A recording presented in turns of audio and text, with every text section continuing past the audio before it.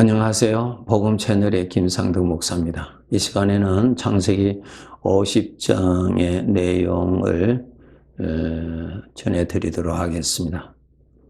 이 50장은 창세기의 마지막 부분입니다. 하나님께서 창세기 50장 마지막에 기록을 하실 때 죽음으로서 기록하셨습니다.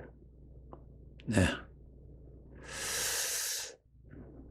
여러분, 여기 보시면은 야곱이 죽었다고 기록되어 있고, 이어서 요셉도 죽었다고 그렇게 끝을 맺습니다. 죽음에 대해서 여러분이 우리가 분명히 아셔야 됩니다.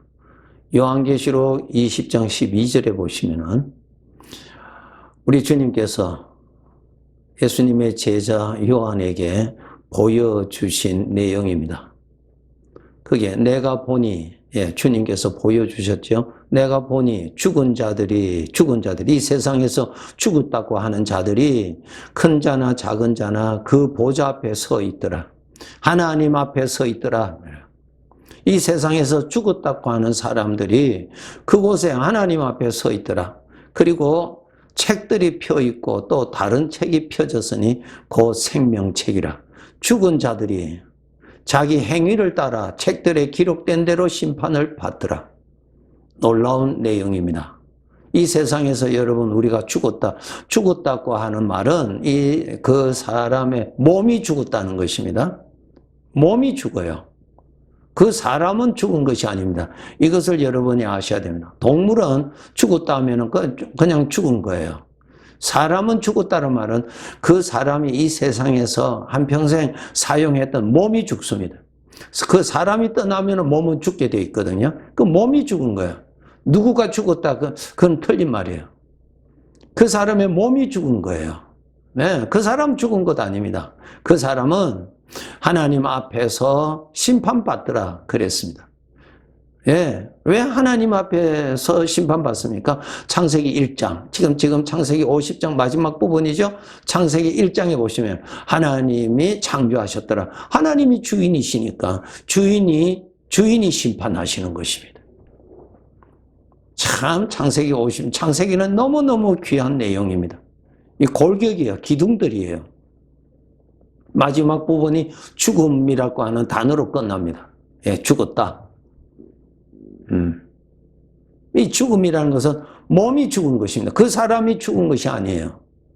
그 사람은 하나님 앞에서 심판받더라는 것입니다. 왜 하나님 앞에서 심판받습니까? 창세기 1장에 하나님이 주인이시니까 주인 앞에서 심판받는 것이죠. 당연하죠? 네. 그런데 한평생 자기 자신이 주인으로 살잖아요. 그것이 뭐예요? 창세기 3장에 읽어보시면 사탄에게 속은 사상이에요. 사탄에게 속고 일평생 속고 산 것입니다. 그것이 불행이에요, 여러분. 이 세상에서 배불리 먹었다 만족하다 죽음 앞에서 흔적도 없이 다 사라져요. 흔적도 없이 다 사라졌어요.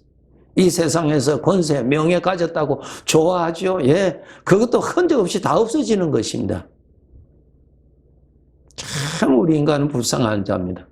사탄에게 속은 거짓 사상 가지고 거짓 사상을 믿고 살았어요.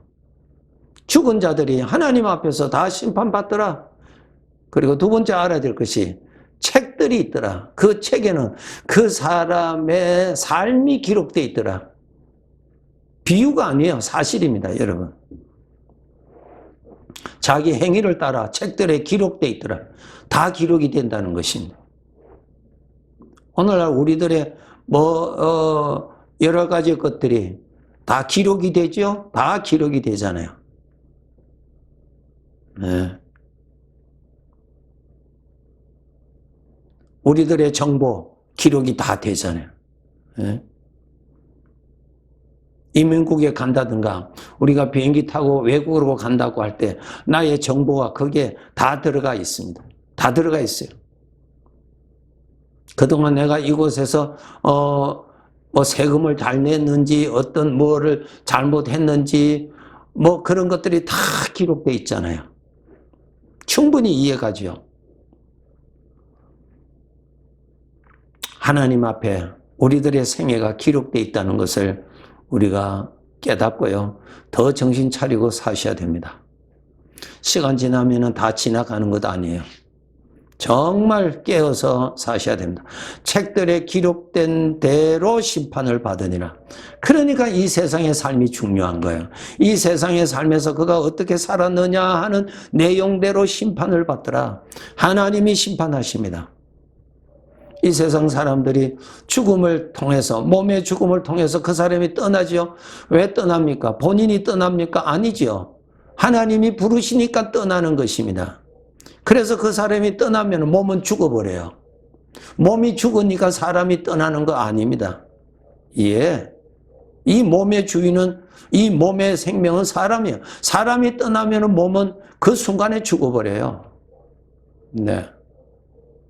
그러면 그 사람은 누가 부릅니까? 주인 되시는 하나님이 부르시는 것입니다. 본인이 갑니까? 아니에요. 사람들 보세요. 죽음 앞에 오면 가장 두려워하는 것이 죽음 아닙니까? 죽기를 무서워하고 죽기를 싫어하잖아요. 더 살고 싶잖아요. 그런 사람이 어떻게 자기 떠나요? 주인이 부르시니까 떠나는 것입니다. 반드시 모든 사람은 하나님을 믿든 안 믿든 이 세상에서 하나님의 지원받은 모든 자들은 주인 되시는 하나님이 부르시고 하나님 앞에서 심판이 있다는 것을 아셔야 됩니다. 그것을 아시고 삶을 사셔야 됩니다. 성경에 어리석은 부자의 비유가 있죠? 네. 자기가 수고해서 많은 것을 모아 쌓아두었습니다. 그리고 그가 말합니다. 이제는 먹고 마시고 즐기고 살자 그랬습니다. 그 사람에게 뭐가 있었습니까? 그가 도둑질 했습니까? 아니요. 그가 수고하고 땀 흘려서 잘 수고해서 쌓아둔 것입니다. 뭐가 잘못입니까? 그에게는 하나님이 없은 거예요. 주인이 없이 산 거예요. 결국 누구한테 속았어요? 사탄에게 속고 산 것입니다. 그래서 예수님이 그 사람을 향하여서 심판하실 주님이 말씀하시기를 너는 어리석은 자라. 속고 살았다. 그 말씀이에요. 예. 그래서 여러분, 우리들의 이 세상의 삶은 언젠가는 끝납니다. 언젠가는 끝나요. 예. 요셉의 생에 좋을 때도 있었고 안 좋을 때도 있었고 억울할 때도 있었고 가난할 때도 있었고 배고플 때도 있었지만은 그는 그 가운데 어떻게 살았느냐가 기록되어 있다는 것입니다. 주인을 잘 섬기고 살았다. 그것이 삶의 내용입니다. 내가 주인이 아니에요. 주인을 잘 섬겼다. 예, 주인을 잘 섬겼다. 우리를 하나님의 아들이라 부르죠. 하나님을 아버지라 부르죠. 무슨 뜻이에요? 아들은 아버지를 공경하고 아들은 아버지를 모시고 살아야 됩니다. 그것이 아들에게 주어진 영광이요 의무입니다. 여러분. 요셉은 장자와 같이 하나님을 잘 섬겼습니다. 하나님을 미련하게 그는 하나님을 부인하지 않았습니다. 하나님을 불평하지 않았습니다. 그의 생애에 하나님이 주인이었습니다. 그가 애굽의 노예 생활할 때도 하나님이 주인이었습니다. 그는 하나님과 함께 살았습니다. 그는 그가 있는 곳에 하나님이 계셨고 그에게는 하나님을 모시고 살았습니다. 장자로 잘 살았습니다. 잘 살았어요. 여러분, 우리가 장차 하나님 앞에 섰을 때 하나님께로부터 잘했다 칭찬받을 삶을 하나하나 잘 기록해 나가셔야 됩니다. 그것을 아시고 참으셔야 되고 그것을 아시고 죽으셔야 되고 그것을 아시고 겸손하셔야 되고 그것을 아시고 순종하시도록 노력하셔야 됩니다. 다른 것은 죽음을 만나면 전부 사라지지만은 하나님을 섬겼던 삶은 남아 있습니다. 그리고 또 하나 남는 거 있습니다. 죄는 다 기록됩니다, 여러분. 평생 지은 죄가 다 기록되니 얼마나 많겠습니까, 여러분. 그러니까 우리가 이 세상을 떠나면은 죄밖에 없으니까 죄의 형벌을 반드시 받게 될 것이란 말이에요. 죄가 있으니까. 그런데 예수 그리스도를 믿어야 그 죄 사함을 받은 자로 하나님 앞에 설 수 있습니다. 그렇기 때문에 반드시 예수님을 믿으셔야 됩니다. 그것이 하나님께서 심판하실 하나님이 특별 사면의 법을 만들어 주셨는데 누구든지 예수를 믿으면은 죄 사함을 받는다고 말씀하셨습니다. 심판하실 하나님이 예수 그리스도로 인하여서 용서해 주신다고 하는 특별 사면법을 만들어 두셨습니다. 이 법으로 인해서 우리가 구원받아야 합니다. 예수님께서 십자가상에서 달려 계실 때 한편에 있는 강도 한 사람이 그가 예수님이 하나님이신 것을 믿고 고백하게 되었을 때 예수님께서 그 자리에서 약속하십니다. 오늘 내가 나와 함께 나군에 있으리라. 나군이 뭐예요? 예수님이 가시는 곳, 예수님이 계시는 곳에 너도 같이 있으리라. 천국이에요. 구원이에요. 그게가. 네. 여러분, 우리의 기록되어 있는 헤아릴 수 없는 수많은 죄들 용서를 받아야 됩니다. 용서를 받아야 돼요. 우리가 죽음이 오지요? 죽음이 오면은 나는 이 몸을 떠나지요? 이 떠나면은 우리는 죄의 형벌을 받는 것은 자명한 사실이에요. 나는 그대로 살아있으니까 말이에요.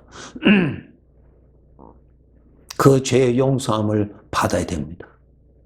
이 세상에서 죽음을 만나기 전에 죄 용서함 받는 문제를 해결하셔야 됩니다.